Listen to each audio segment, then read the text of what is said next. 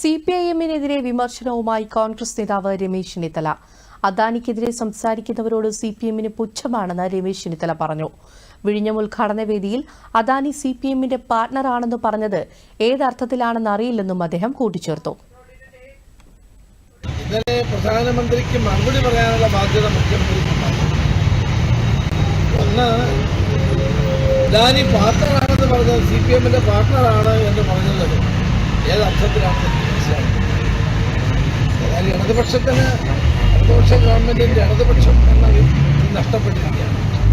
ഇപ്പൊ അവരേതാണ്ട് ഒരു മുതലാളിത്ത സമീപനമാണ് സിപിഎം കൈക്കൊണ്ടിരിക്കുന്നത്. അദാനിക്കെതിരെ സംസാരിക്കുന്ന ആളുകളോട് പോലും ഇവർക്ക് പക്ഷമാണ്. ആ നിലയിലാണ് കാര്യങ്ങൾ. ഏതായാലും പ്രധാനമന്ത്രി ഇന്നലെ പറഞ്ഞ കാര്യങ്ങൾക്ക് മുഖ്യമന്ത്രി മറുപടി പറയാതെ